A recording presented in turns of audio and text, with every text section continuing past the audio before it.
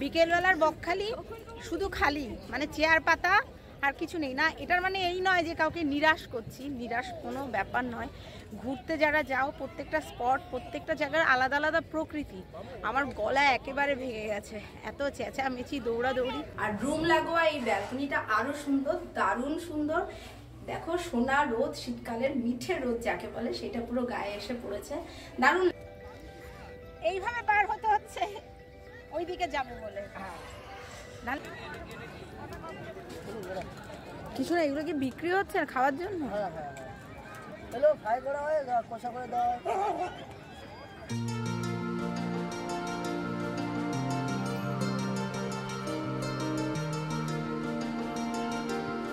বছরের শুরুতে কিন্তু ভাবাই যায় না যে সারা বছরটা কি করে চোখের নিমেষে শেষ হয়ে যায়।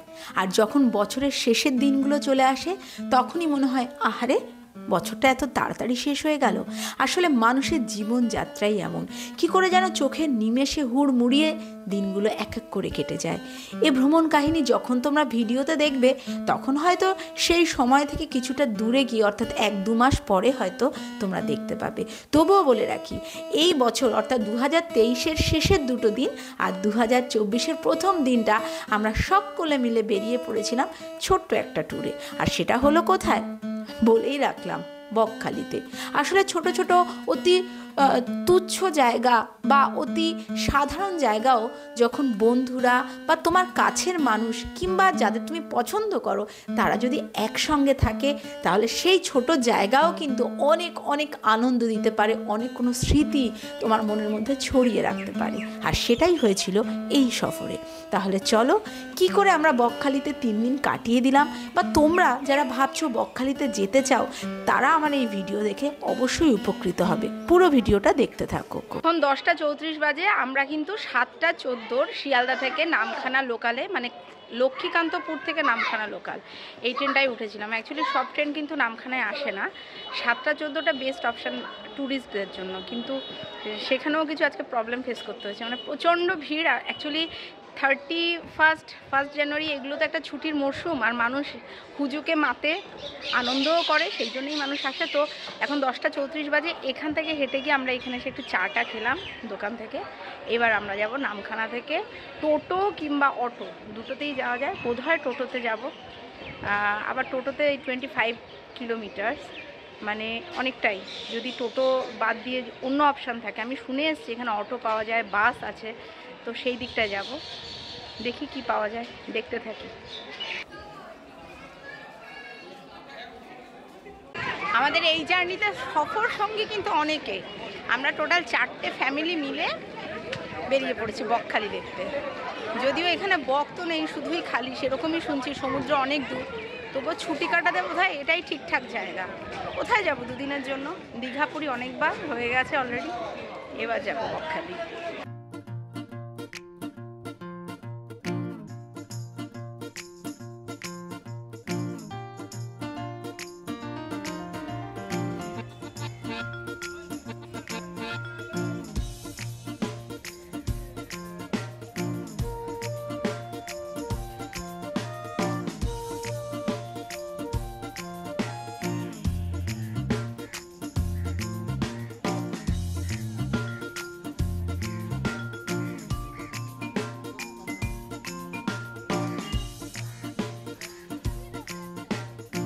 স্টেশনের পাশে টোটোতে করেও কিন্তু যাওয়া যায়। ওরাও আপনাদের মৌসুনী আইল্যান্ড কিংবা বকখালি এসব কথা বলতে থাকবে এবং ওরা নিয়েও যায়।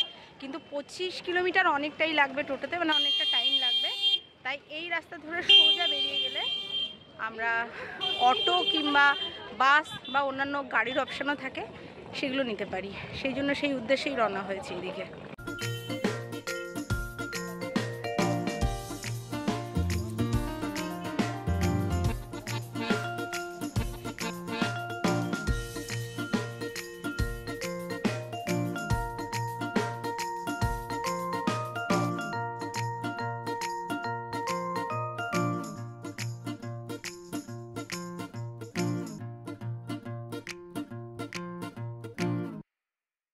এখান থেকে আমরা শেয়ার গাড়ি একটা করলাম, মানে টোটাল 12 জন।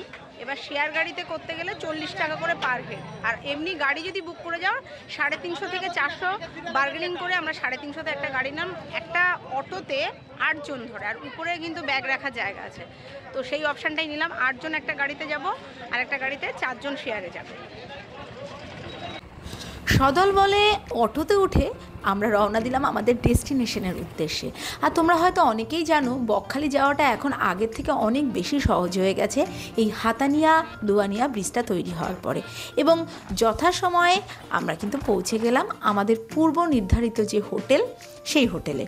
এখানে বলে রাখি আমরা হোটেল দীপককেই বুক করেছিলাম। আর তোমরা যারা ভাবছো হোটেল দীপক কেমন বা হোটেল দীপকের যদি কোনো ইনফরমেশন দরকার হয়, সবটাই কিন্তু আমার ডেসক্রিপশন বক্সে দেওয়া থাকলো। চলো ঢুকে পড়ি আমাদের গন্তব্যে।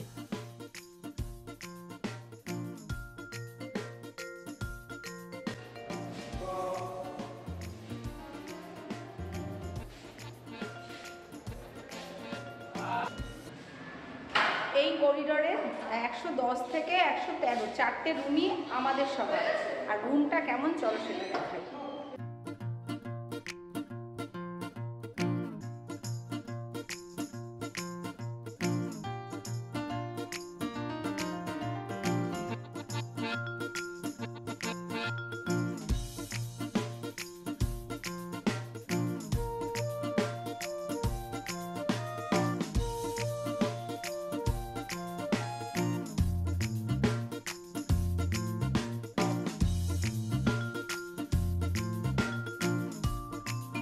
এইটা হচ্ছে আমাদের রুম, এটা ডাবল বেডরুম। তবে রুমের যা মানে স্ট্রাকচার দেখছি, রুমের যা সাইজ দেখছি না, তাতে মোটামুটি 3 জন খুব ভালোভাবে থাকা যায়। যেহেতু আমরা 3 জন, আমাদের খুব সাফিসিয়েন্ট মানে স্পেস আছে, এতে কোনো প্রবলেম হবে না। আর যেটা হচ্ছে একটা ইয়ে রয়েছে, কি বলে এটাকে, কাভার্ড রয়েছে ছোট একটা, আর একটা টিভি রয়েছে। টিভি তো তোমরা জানোই, কেউ ঘুরতে এসে দেখে কিনা জানি না, আমাদের দেখা হয় না। আর তারপর একটা টি টেবিল রয়েছে, চেয়ার রয়েছে, মোটামুটি ভালোই জায়গা। আর এই বাজেটে, মানে এই মোটামুটি একটা মিডিয়াম বাজেটে এইরকম ঘর আমার মনে হয় ফ্রেজারগঞ্জে যথেষ্ট সুন্দর। আর বাইরেটা তো খুবই সুন্দর, তোমরা যারা দেখোনি তারা দেখে নাও কতটা সুন্দর বাইরেটা।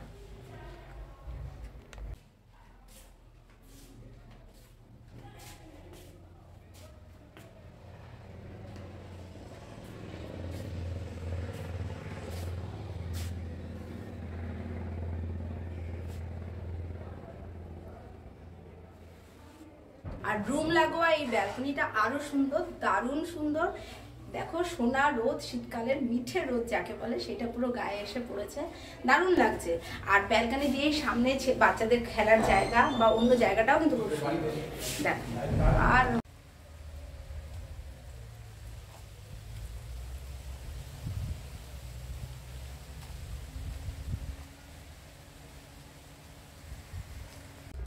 এবার আসি আমরা এখানে এসে কোথায় থাকলাম। আমরা কিন্তু প্রপার বকখালিতে নেই, বকখালি থেকে 2 কিলোমিটার পেছনে, অর্থাৎ ফ্রেজারগঞ্জ হয়েই কিন্তু বকখালি যেতে হয়। আর বকখালি থেকে এই 2 কিলোমিটার পেছনে নেওয়ার কারণ হচ্ছে বকখালিতে এতটাই ঘিঞ্জি বা এই সময় লোকের ক্রাউডটা এত বেশি থাকে, মানে 30th 31st এবং 1 জানুয়ারি। আমরা সেই জন্য চেয়েছিলাম যে একটু নিরিবিলি থাকতে। আর হোটেল দীপক মানে একটা নিরিবিলি পরিবেশে তোমার প্রকৃতিকে খুঁজে পাওয়া। কারণ আমরা সাধারণত ঘুরতে আসি যে শুধুমাত্র ক্রাউডের জন্য তা না, মন খুলে আড্ডা দিতে, কিছুটা সময় কাটাতে, কিছুটা নির্ভীতির মধ্যে মানে নির্ভীত যাপন সেটাই করতে। আর সেটার জন্য আমার মনে হয় হোটেল দীপক, যাদের কম বাজেট মানে খুব লাক্সারিয়াসভাবে না থাকতে চাও, তাদের জন্য একটা বেস্ট অপশান। তোমরা দেখলে যে পেছনে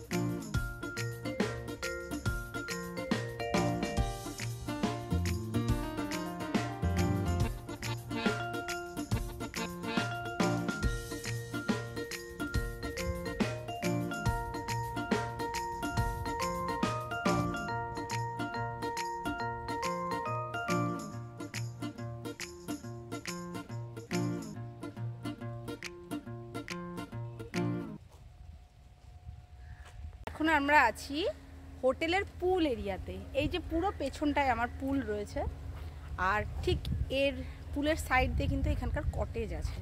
যারা ভাবছো যে 3টে ফ্যামিলি বা 4টে ফ্যামিলি নিয়ে আসবে, তারা আমার মনে হয় হোটেলে না থেকে কটেজ নিতে পারো। কটেজে 4টে ফ্যামিলি খুব সুন্দরভাবে থাকা যায়, আর দারুণ সুন্দর জায়গাটা, একদম পুলের সামনে দিয়ে এখানে 4টে কটেজ আছে।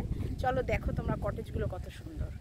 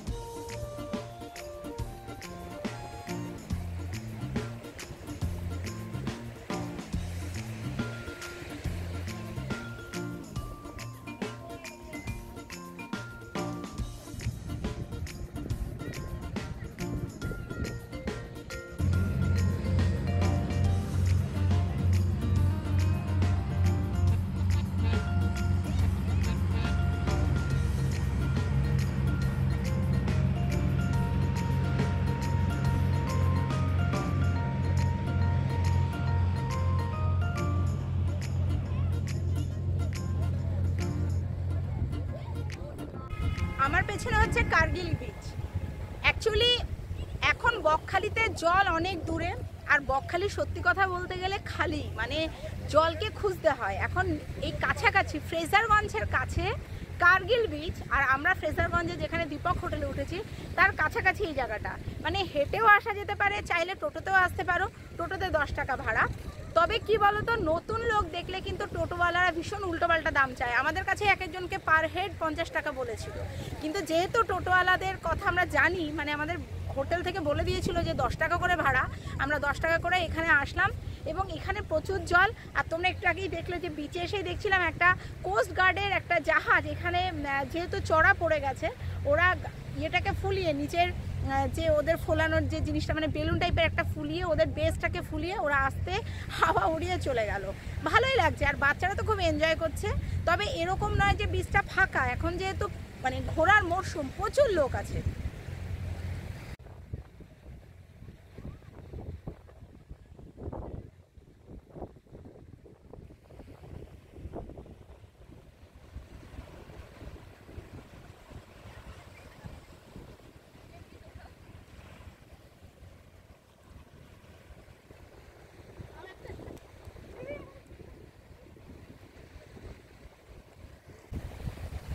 বকখালিতে দুদিনের জন্য আসাই কিন্তু মোটামুটি ঠিক আছে।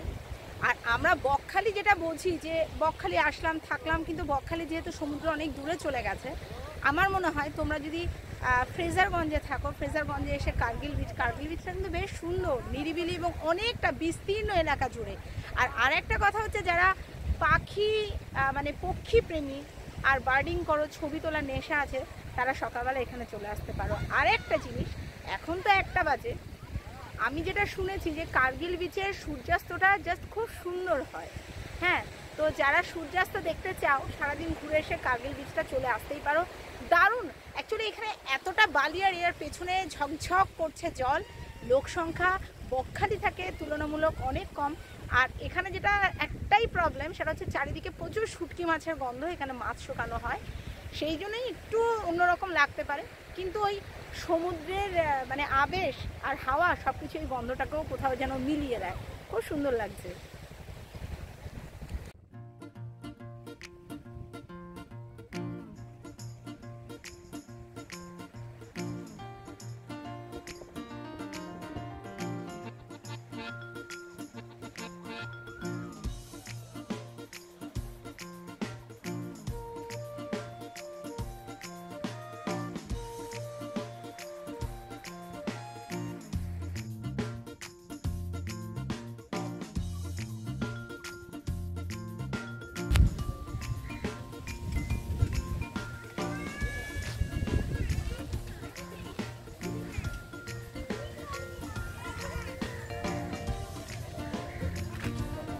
এটা হলো কার্গিল বিচের ছোট্ট টোটো স্ট্যান্ড।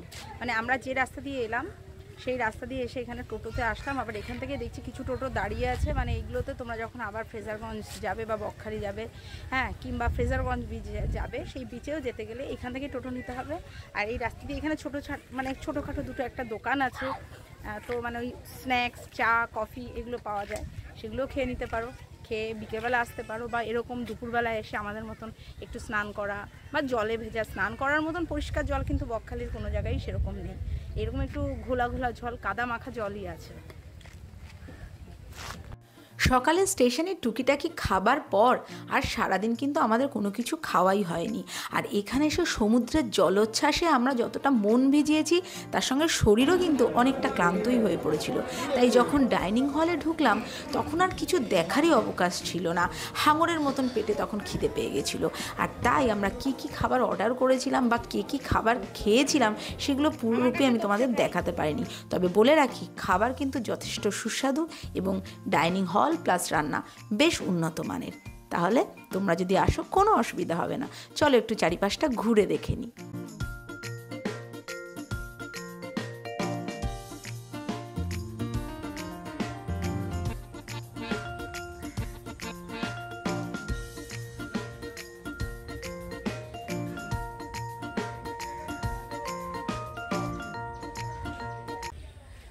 হোটেল দীপকে কিন্তু একটা বিস্তীর্ণ জায়গা জুড়ে পুরো ফাঁকা জায়গা রয়েছে। মানে এরা সুন্দর করে পরিপাটি করে গাছ লাগিয়ে রেখেছে, ফুলের বাগান আছে। আর অদ্ভুত কি, তোমরা দেখলে না যে এইমাত্র বক ঘুরে বেড়াচ্ছে। আর এই পাশ থেকে যে ক্যানেলগুলো মানে ড্রেনগুলো করা হোটেলের পাশ দিয়ে সাইড দিয়ে রয়েছে, সেইগুলো দিয়ে মাছ খুঁটে খুঁটে খাচ্ছে। মানে পাশে পুকুর রয়েছে, আর এদের নিজস্ব একটা পেছনে পুকুর রয়েছে, সুইমিং পুল রয়েছে। সেই পুকুরের মধ্যেও কিন্তু মাছ রয়েছে। ড্রেন থেকে বোধহয় মাছগুলো চলে আসে, সেই মাছগুলো বকগুলো খুঁটে খুঁটে খাচ্ছে। এটাই কিন্তু ব্যাপার যে আমরা ভাবি যে বকখালি পুরনো, একটু আগেও আমি তোমাদের বিচে থাকতে বলেছি যে খালি দূরে জল। অ্যাকচুয়ালি সেটা তো প্রকৃতির নিজস্ব নিয়ম, জল আস্তে আস্তে দূরে সরে গেছে। কিন্তু তাছাড়াও আমরা যে প্রকৃতির কাছাকাছি আছি, সেটা এই সব জিনিসগুলো দেখলেই বোঝা যায় যে বক একটা এত বড় প্রপার্টির মধ্যে, একটা হোটেলের মধ্যে এমনিভাবে ঘুরে বেড়াচ্ছে, যেটা আমরা কিন্তু বাড়ি বা আমাদের ওই সব দিকে দেখতেই পাওয়া যায় না। বাড়ি তো দূরে থাক, বাড়ির আশেপাশে লোকালয়ে দেখতে পাই না। সেগুলোই ভালো লাগছে। একটা সুন্দর টাইম কাটানোর জন্য এরকম একটা হোটেল আমার মনে হয় ভালোই। যারা আসতে চাইছো, আমার তো ভালো লেগেছে। আর দুপুরের লাঞ্চের পরে যেটা আরও মনে হয়েছে, লাঞ্চের অনেক জায়গায় গিয়ে দেখেছি যে খাবারের জায়গাগুলো ক্লিন না, কিংবা ডাইনিং হলটাও অতটা পরিষ্কার পরিচ্ছন্ন না। সেটা কিন্তু মনে হলো না, বেশ পরিষ্কার পরিচ্ছন্ন। আর চারিদিকের পরিবেশটাই খুব সুন্দর, এমনিতেই ভালো লাগবে। তুমি যদি বিচে নাও যাও, সারাদিনও এখানে অনেকক্ষণ কাটিয়ে দেওয়া যায়, সারাটা দিন এইভাবে কাটিয়ে দিতে পারো।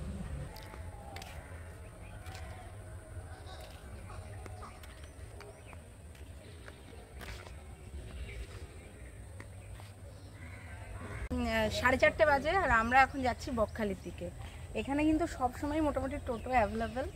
তো ফ্রেজারগঞ্জের যেখানে দীপক হোটেল, এখান থেকে বকখালি 2 কিলোমিটার, সেটা আমি আজকে সকালেও বলেছি। তো এখন সেই দিকেই যাচ্ছি। যদিও সবাই বলে কিন্তু কার্গিল বিচের সানসেটটা খুব ভালো, কিন্তু যেহেতু দুপুরবেলা চলে গেলাম ওখানে, খানিকক্ষণ জল খেলি হলো। এখন যাব বকখালিতে, দেখি কত বক দেখতে পাই। শুধুই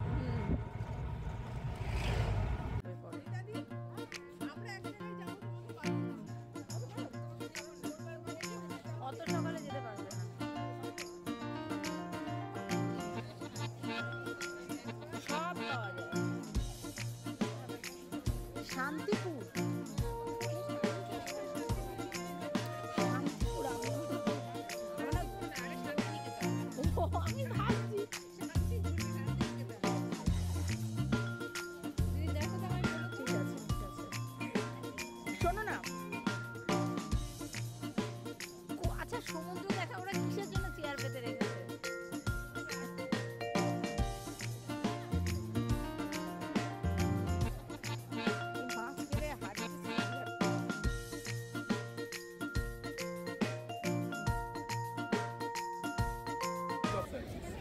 বিকেলবেলার বকখালি শুধু খালি, মানে চেয়ার পাতা আর কিছু নেই না। এটার মানে এই নয় যে কাউকে নিরাশ করছি, নিরাশ কোনো ব্যাপার নয়। ঘুরতে যারা যাও, প্রত্যেকটা স্পট, প্রত্যেকটা জায়গার আলাদা আলাদা প্রকৃতি। আমার গলা একেবারে ভেঙে গেছে, এত চেঁচামেচি, দৌড়াদৌড়ি। অ্যাকচুয়ালি সাধারণত আমরা কি করি, একটা ফ্যামিলি বা এত বাচ্চা থাকে না, দুটো ফ্যামিলি থাকলে, এই আমরা 4টে ফ্যামিলির 5টা বাচ্চা, আর তারা যা করছে সেই জন্য চেঁচাতে চেঁচাতে গলার এই অবস্থা। যাই হোক, যেটা বলছিলাম যে কোনো জায়গায় কিন্তু নিরাশ করে না, প্রকৃতির অনেক রকম রূপ থাকে। এটাও দেখার যে একটা সমুদ্র কি করে পিছিয়ে গেছে, আর জল যেটা আসে সেটা এক সাইড দিয়ে আসে, মানে ডাইরেক্ট এই যে দেখছো তোমরা দূরে ধুধু প্রান্তর, হ্যাঁ, এইটার উপর থেকে কিন্তু জল আসে না, জল আসে এই পেছন দিক দিয়ে, সমুদ্র বেঁকে কিছুটা জল ঢোকে, সেই জলটা এখানে, আর তার জন্য ওইদিকে পার হতে পারছি না।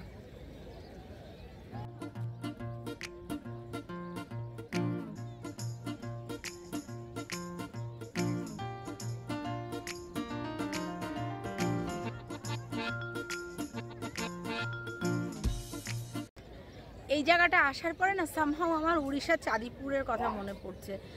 আজ থেকে 4-5 বছর আগে 2018-তে আমি লাস্ট চাঁদিপুরে গেছিলাম, ঠিক এইরকমভাবেই আশাহত হয়েছিলাম। চাঁদিপুরের বিচও কিন্তু অনেক দূর সরে গেছে, কিন্তু তবুও ওই যে একটা ভালো লাগা, সমুদ্র দেখার ইচ্ছে বা নতুন কোনো জায়গা যাওয়ার ইচ্ছে, এটাই সব থেকে বড় কথা।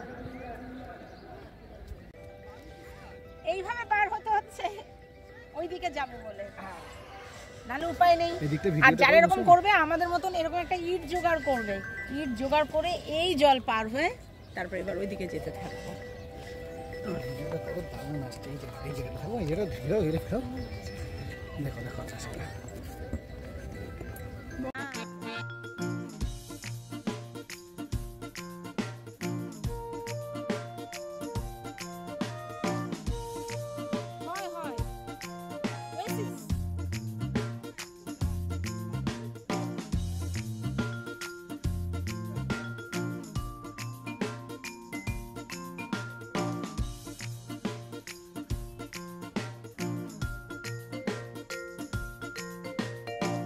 ওই যে দূরে ওইটা হচ্ছে মানে বিকেলের বকখালি, সন্ধে, এখন কিন্তু সূর্য অস্ত চলে গেছে।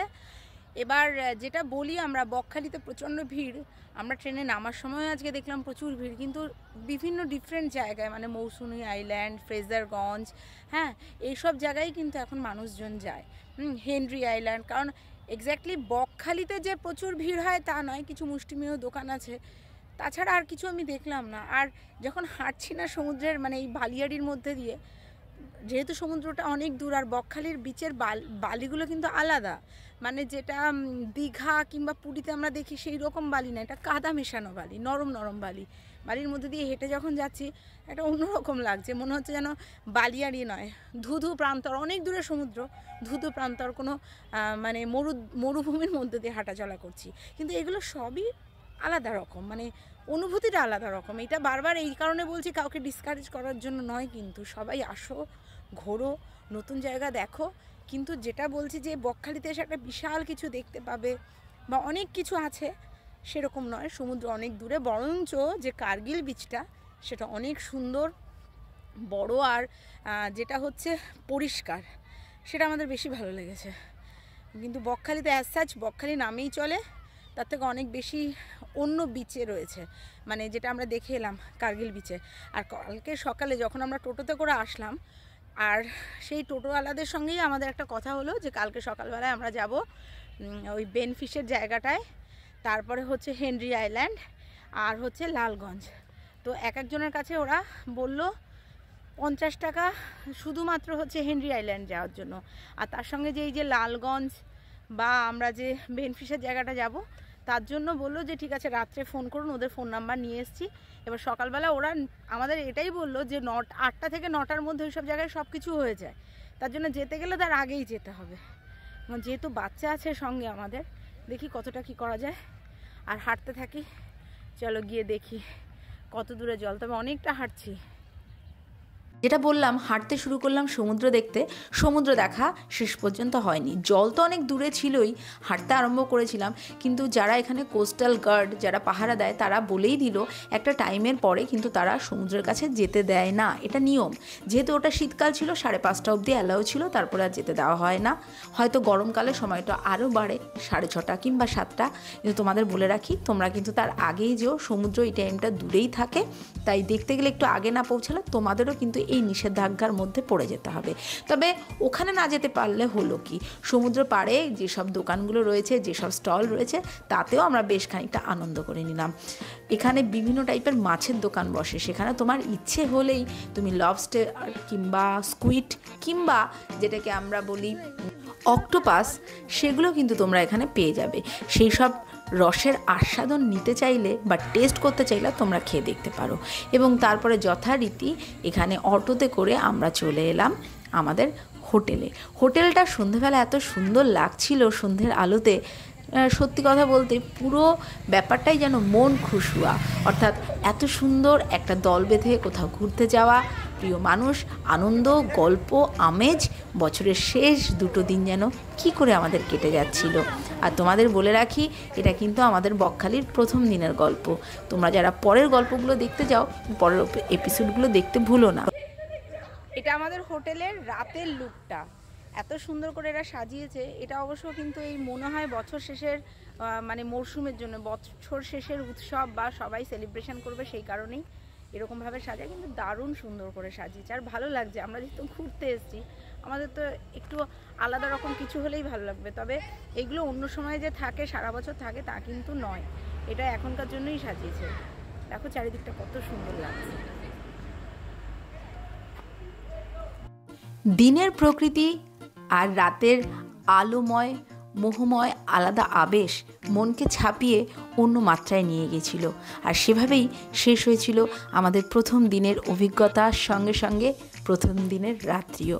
নতুন ভিডিও পেতে অপেক্ষা করো, আর অবশ্যই ভিডিওটা কেমন লাগলো কমেন্টে লিখো। ইচ্ছে হলে একটা লাইক করতেই পারো, আর যারা এখনও সাবস্ক্রাইব করোনি প্লিজ সাবস্ক্রাইবটা করে দিও। Thank you.